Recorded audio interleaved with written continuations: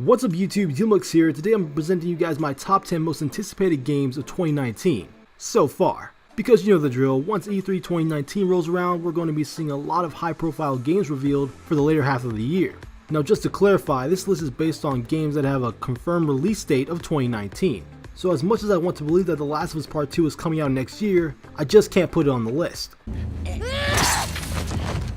So with that being said, let's get on with the countdown. Forcing its way into number 10, we have Star Wars Jedi Fallen Order, which is slated for a holiday 2019 release. Apparently Jedi Fallen Order is a single-player third-person action game developed by Respawn Entertainment, the creators of Titanfall and Titanfall 2. And that's all we know about the project. It was announced during E3 2018 through an awkward interview. Woo! So Star Wars Jedi Fallen Order. Yeah, so it kind of gives you some idea that you'll be playing a Jedi. So does that mean I get to like hold a lightsaber? Bruh.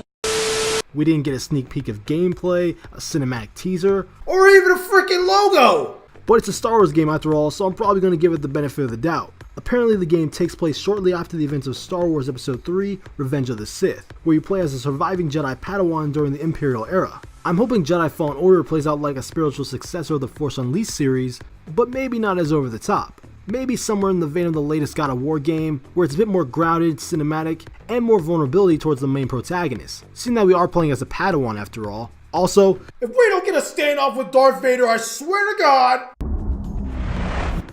jumping in at number 9 is Jump Force. Releasing sometime in February 2019, Jump Force is celebrating the 50th anniversary of the famous weekly Jump magazine. Bandai Namco is producing the action anime fighting game that brings together the most famous manga heroes that form an alliance called the Jump Force, which is comprised of characters from Dragon Ball, One Piece, Naruto, Yu-Gi-Oh! and much more, uniting to fight an unknown threat to save their worlds from devastation. I'll admit, I never got into the J-Star games, but when I saw the reveal trailer for Jump Force during E3, I was overwhelmed with what was being displayed. The detailed graphics, fast-paced / over-the-top action, and what looks to be a huge roster of characters, it's starting to look like a game I can get into.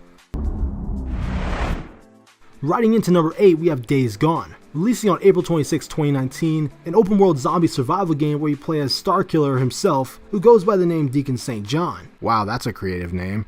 At first glance, one could look at Days Gone as a Last of Us ripoff, but based on what I've seen from the gameplay, there's a lot more to it than just running from an absurd amount of zombies, even though that is their biggest selling point. According to the developers at Bend Studio, the world of Days Gone is a constant danger zone at every corner. Not only do you have to avoid freakers while riding on your fancy motorcycle, there are infected bears and wolves, as well as hostile humans that will set up traps along the open road. I know killing zombies in video games is a bit of an oversaturated market, but I think Days Gone has the potential to change things up. Flying in at number 7 is Anthem, a game many people are viewing as a Destiny ripoff. However, I'm willing to give Anthem the benefit of the doubt, seeing that the game is providing solely a PvE narrative-driven game experience that can be played cooperatively or solo as the player sees fit. From the outside looking in, Anthem may turn out to be your average run-of-the-mill RPG grind-fested Iron Man simulator on Avatar's Pandora. But this is BioWare developing the game after all, who are developers known for delivering players rich stories and vast worlds to explore. Even though they dropped the ball with Andromeda, I feel that Anthem can be the turning point for the studio. Slaying in at number 6 is Doom Eternal. The Doom 2016 reboot was a complete turnaround for the series, providing one of the most high adrenaline action-pumping first-person shooters of all time, delivering what the fans expected and more. Now the sequel, Doom Eternal, plans to continue building upon that momentum by including new weapons such as the Arm Blade and Meat Hook, new demons to kill, and new worlds to explore. Also seeing that the game will be available for the Switch, hashtag Doomslayer for Smash. Speaking of killing demons, coming in at number 5 is Devil May Cry 5, releasing on March 8th, 2019. Now I'm going to be honest with you guys, I've actually never played a Devil May Cry game before. I feel really bad about it, seeing that Devil May Cry is one of the most celebrated hack and slash games of all time, and I couldn't tell you why I never really gave this series a shot. But when the reveal trailer for Devil May Cry 5 dropped during E3, that changed everything. The graphics are incredible, and the gameplay seems to be on another level when it comes to the various sword and gun combat, as well as having the ability to play as multiple characters to keep the gameplay fresh. Levitating to the 4th spot, we have Control. Currently slated for a 2019 release, Control is pretty much a spiritual successor of Quantum Break, but instead of the power of time, the main protagonist Jesse Faden has the power of telekinesis. and supposedly other supernatural abilities. Personally, I enjoyed Quantum Break for the most part, but that TV show tie-in, the chief called, "This ain't it!" With that being said, the world of Control has piqued my curiosity, and hopefully there is more to uncover as we get closer to the game's release. Curb stomping into number 3 is Gears of War 5. Set after the events of Gears of War 4, the narrative mainly focuses on Kate Diaz as she continues to learn about her connection with the Swarm and the origins of the Locust, which I'm looking forward to experiencing myself. Gears 5 promises to deliver a good amount of new enemy types, including Swarm-fused DBs, new weapons, and venture off to new locales across the planet Sarah. Hopefully this time around the game eases up on the microtransactions, brings back Beast Mode, and sticks to what makes Gears one of the best third-person shooters on the market.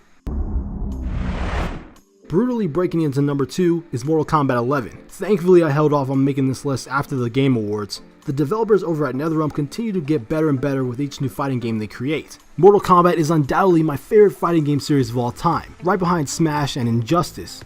And judging from the announcement trailer, it looks like we're in for the most brutal and gruesome Mortal Kombat yet.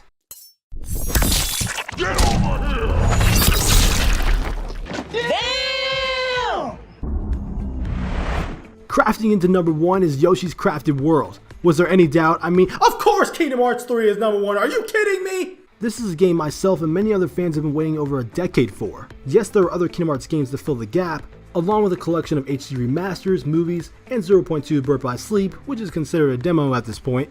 But knowing that a full-fledged Kingdom Hearts game for this current generation of consoles is releasing next month is almost too much to bear. Not only is Sora, Donald, Goofy going to venture off to new Disney worlds that are based off films such as Tangled, Frozen, and Big Hero 6, but worlds based off Pixar films as well, which is the first time for the series. This is also the finale of the Dark Seeker saga, where every game previous to Kingdom Hearts 3 comes full circle, and hopefully Sora stops Xehanort's reign of terror once and for all. There's no other game that comes close to the amount of excitement I have for Kingdom Hearts 3, and I may not get this feeling from another game again for quite some time. That is if Kingdom Hearts 4, Cyberpunk 2077, or Halo Infinite doesn't come out for another 10 years. So there you guys have it, those are my top 10 most anticipated games of 2019.